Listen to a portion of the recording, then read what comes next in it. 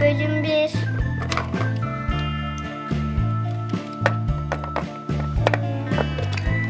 Acaba kızım geldi mi? Kızım hadi gelsene. Tamam anneciğim.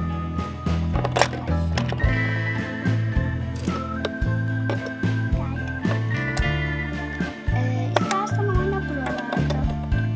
Tamam ben şuradayım. Düşürdüm inşallah bozulmamıştır.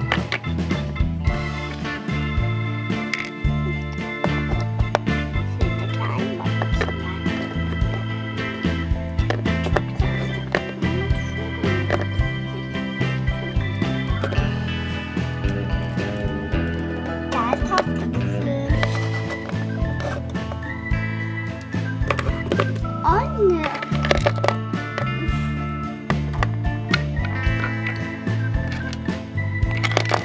Neden beni buraya getirdin? Sen çocuk olduğun için kızım. Ben şuradayım. Ne çocuğu ya?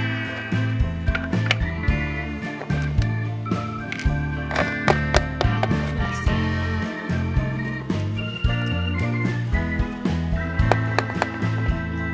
Hadi gel. Baba.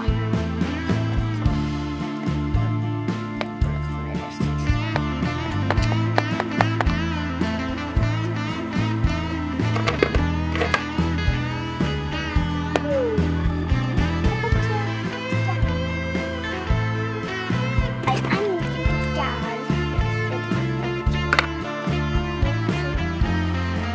Şimdi bu oyunu. Ben şuradayım.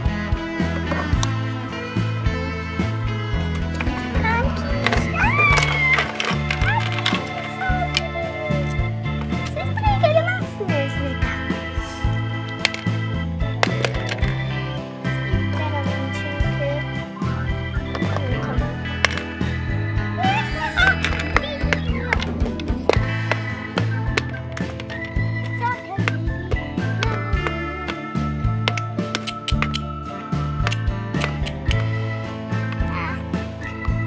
Merhaba. Benim adım Pembiş. Merhaba, benim adım Pembiş. Merhaba, benim adım Pembiş. Merhaba, benim adım Kudele. Merhaba, benim adım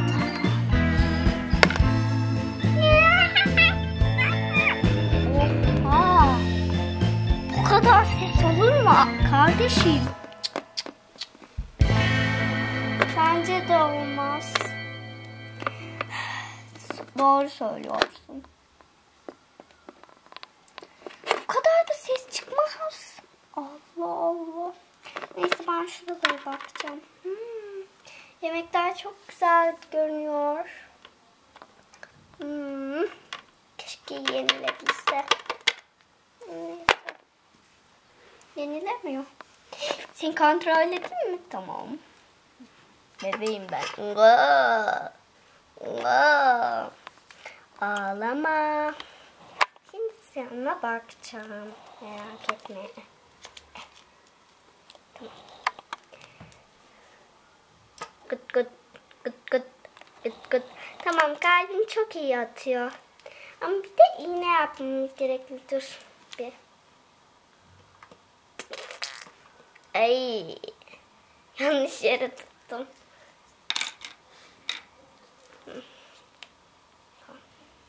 Hayır istemiyorum. Çok korkunç. Tamam. Bitti. Nasıl bitti? Sıra bende. Hadi yat bakalım. Tamam.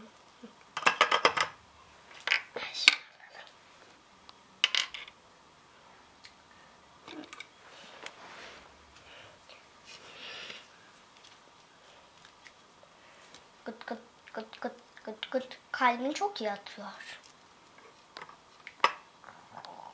Karnım gurulduyor. Ona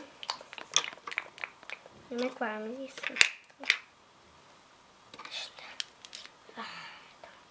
İstemiyorum. Tamam. Ay hiç acımadı. Bakın değil mi? Evet.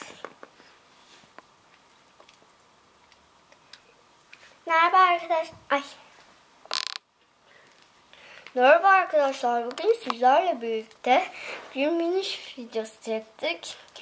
Bu miniş videosunda yeni minişlerim de vardı. Birisi benim. Gördüğünüz gibi. Birisi bu. Birisi bu. Birisi bu. Ve anne olarak ben de babaydım oyunda. Anne olarak da bu. İzlediğiniz için teşekkürler. Abone olmayı ve beğenmeyi unutmayın. Görüşmek üzere.